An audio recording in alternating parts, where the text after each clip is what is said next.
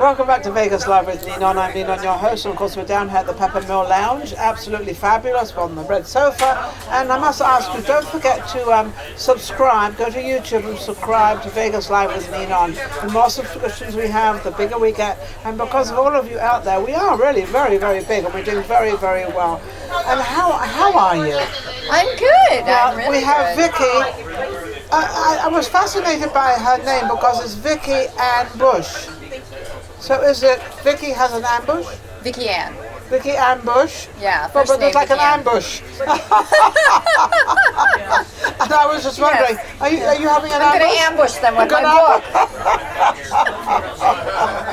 Now you are a writer, author. I am. You are? Yes. How long have you been writing? I've been writing since I'm 13. She's only 23. Yes, sure. My 36-year-old child will have something to say about that one. Yeah. Absolutely. Yeah. Absolutely. Yeah. So what makes you feel that you are a great author? Because you are. Oh, I don't know that I'm going to say I'm a great author. I am. I'm just going to say that I enjoy what I do. That's why I you're have great. to do it. I can't. What do you not mean you do it. have to do? You have to do it because you want to put the thoughts into a book? Yes, I have to get the words out of my head. And is it because you want people to understand what's going on out there? No. It's more like there's so much going on inside my head, the ideas that I have, that I need to get them off of me. So there are ideas you have that Yeah. you feel people should understand. What's the name of this book? Alex McKenna and the Geranium Deaths. The Duranian Deaths. Yes. Okay. So what does that mean? Geranium was a street I lived on in New York, Floral Park. It's where I I knew grew there up. had to be something attached to this. Yes. And because I write paranormal, the lead character, Alex, comes from a long line of paranormal witches Okay. Oh. and Italian witchcraft. And he lives on So Geranium is there a Street. difference between any witchcraft? There's Italian witchcraft, there's Italian... Well, I call it Italian only because it's my bloodline and I come You're from an Italian. Italian heritage, yes. Okay. Yes. From whereabouts? I know New from- York, but I mean from Italy. Naples and Calabria. Calabria. Yeah, so Calabrese and Napolitan. Oh, how wonderful. Yeah. Do you ever go back there? I haven't, and it's on my list. I want to go desperately. It's taken all this time and you still haven't I been there. I mean, know, come I on, you gotta get out there. You gotta just do it. I know, we should. See We your actually roots. talk about doing it. My husband and I will be married 40 years in August of 2020. 40 years. And so we talk That's a about doing miracle. And you Italy. live in Vegas? I do. And you're still married? I am. This is a miracle. I gotta Is it- sometimes just, Yeah, that's bend wonderful. with the Yeah, flow. yes. Yeah. You bend with your man. Yes. Because I'm quite sure he bends with you. Absolutely. So when you bend with each other, I was married to an Italian, so I think Italian men are the best. I'm married to an Irishman. Oh, you have an Irishman. I don't know about an Irishman. Irish people are very, very sympathetic people. Yeah. They're very nice people. Yes. They're very understanding, but they're very strong. Yes, very- extremely. He's extremely strong. Yeah, very strong. Yeah. Which you like as a woman. Yeah.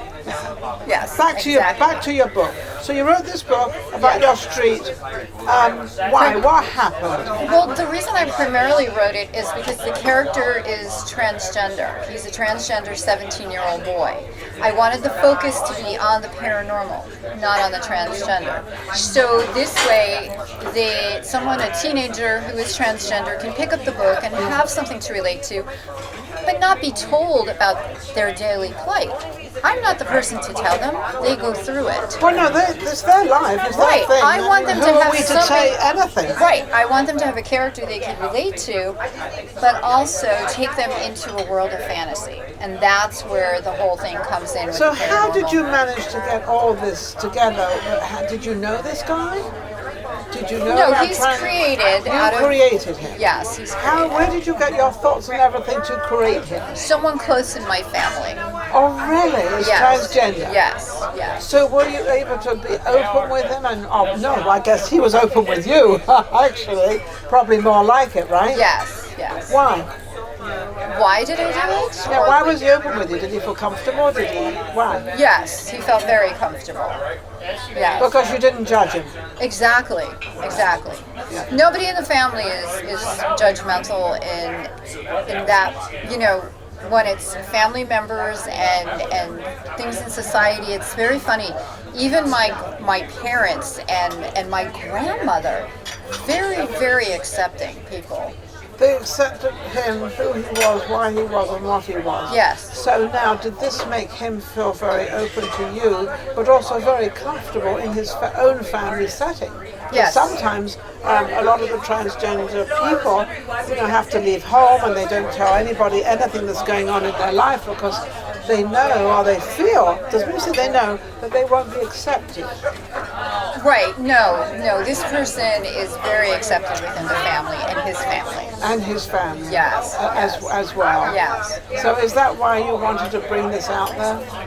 Yes, because this person is close to me and I just felt the need. Yeah. But because I do the paranormal, it was easy for me to make that transition. Yes. To be able to bring that into the picture and to create the story. And to create the story. Yes. How long did it take you to write this book, Vicki? About a year. That's all? Yeah, about a year. I was just interviewing a gentleman. He was writing a film, and it took him 10 years. Well, it depends on what you're doing. Yes, that's true. It just depends on the process. So, what was your reasoning to bring this out on somebody that you knew very well? Did they mind you bringing this out? Or? No. It was to give them something to relate to. Yeah. And so they're relating to your story. Has he criticized your story as being correct or not? No. I did, however, talk to someone from the LGBTQ community center who was a little older than this person to be able to sit down and discuss some of the things that I brought out in the book that Alex, the lead character, goes through. Because I did want to be able to make sure that it was done correctly. Yes. And so I read it to him and ran it by him first, and he gave me the okay. He did? Yes. So did you feel that sort of you've accomplished something or done something? I did. I've written many books, but this one, I had a lot of my heart. It's a story. It's a family thing too. Yes. This is a family affair. Yes. Though it's not exactly about him, but it is. Right. And so it meant so much to me. So when I got that affirmation, I got that confirmation. Yes. That I had done and it correctly. You knew you had to do this. Yes. No, okay, so now let's go back on all your other books. Anything like this one? No. Paranormal, but not like this. No. So what success have you had with your writing? It looks like she's had a lot of success. I think, I don't know. That's such a strange question to me when people say success. Are we basing it off of the community? Are we basing it off I'm basing it off you. I'm not the community can say anything or do anything. I feel successful because I get to do what I love. Yes. And I get to get out there, talk to people, talk to readers. What other subjects have you kind of covered? I have one book that is a paranormal romance, and it takes place in Vegas. And the idea is that the town from 1899 is stuck in an alternate dimension, and they can only come in throughout time during dusk. So that's called the Dusk Chronicles.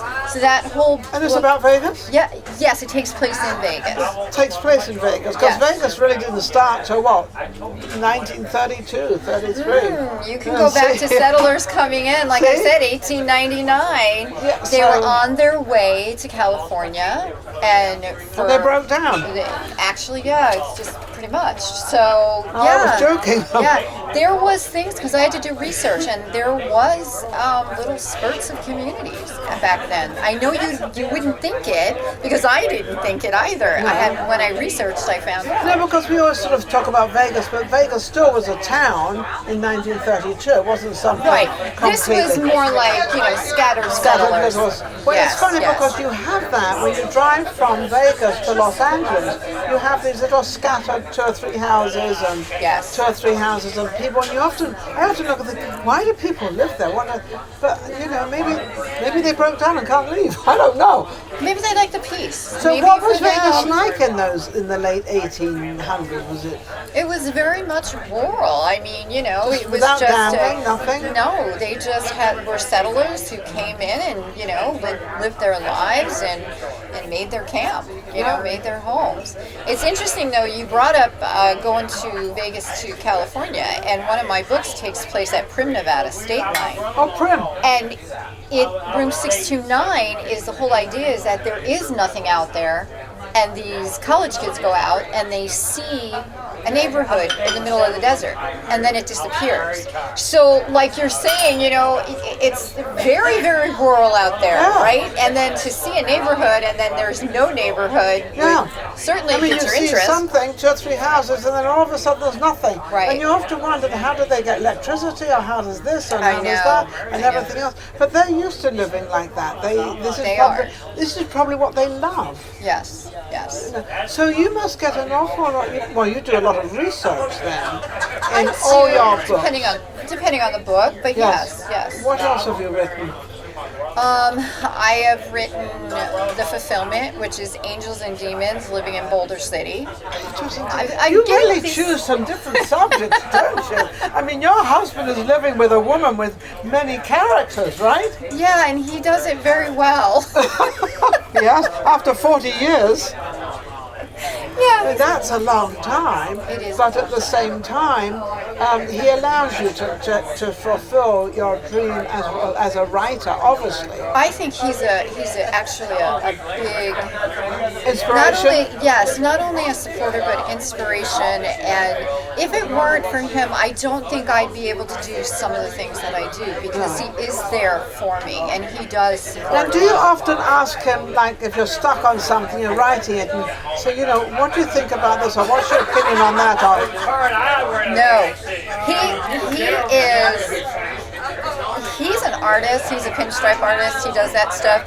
So he's a pinstripe artist. So no, hang on, hold on a second. What's a pinstripe artist? When you see pinstripe designs on cars and signs and things like that, he does that. He does okay, so that's his creative outlet. Okay. I don't go out there and tell him how to do that. He doesn't come in and tell me how to do the writing. But you ask each other. Basic opinions. Yes. For me though, I have a very good friend and one of my children that I do go for questions like that. Oh, one of you. Oh, so is she taking She. My so oldest. is she taking on what you're doing? Is she becoming a writer? No, she's actually she's a personal trainer and she's an artist. So she does a painting here and there, but she's kind of gotten busy with kids and stuff. So that's good. Yeah. So with all the books and everything you've written and what you've done in your life, what's your next achievement? Maybe in writing or maybe in something else? We wrote a screenplay for the Dust there was Chronicles. Something coming up. I knew there was something. A good friend of mine and myself for a pilot. And we just did one of the Los Angeles International Screenplay, and we came in as a semi-finalist. So we're going to revamp it a little and move with that. So but you're going to concentrate on what you've written and what you've done, and just upgrade it a little bit. Because, coming into being a semi-finalist is pretty good. Yeah, we were excited. I bet we really you were. I mean, first time out, and we think it's a good, solid pilot. The Dust Chronicles would be fun, especially because, like I said, it does take place in Las Vegas, so we've got that backdrop, Yes. But the whole idea of the mix of the 1899 with the present day, I think would be really if you mix the two together. Well, I was just talking to, I was interviewing another guy, Kevin, which you probably hear. Yes. He has got his shows downtown, the Binion Hotel, and talk about all the old times when that hotel first came, when he got his Ross, whatever it was called, in 1932. So there's all this sort of, new stuff coming in, and then the old with the new. Yeah. He was fascinating, by the way. Oh, he and I had a chance to talk for a while, and I really liked him. He's a wonderful guy. Lovely man. Talking about the corporate and also the individually owned. And he likes the individually owned hotels, but the corporate are fine too. So Yeah. So how can anybody get your? Where can you get your book? It's available on Amazon, Barnes & Noble. You can go into Barnes & Noble. Do they still my have Barnes & website. Noble? Yeah, there's still It's Barnes & still- Noble. still out there. We're actually curious to see what happens with that purchase, that they sold. So Yes. it's very interesting. I'd like to see how What that happens? comes How about. that comes about? Yeah. Who's buying and who's what? And I will be at Barnes & Noble Okay. on Rainbow and the 95 next Saturday, the 5th, from 1 to 4. Fabulous. And we'll be Wonderful. introducing them. Wonderful, that's amazing. Well, thank you for coming on the show. You are talented, you are amazing. I love your inspiration to life that you really don't know, but you created. Thank you. Wonderful. We'll be right back. Vegas Live with Ninon.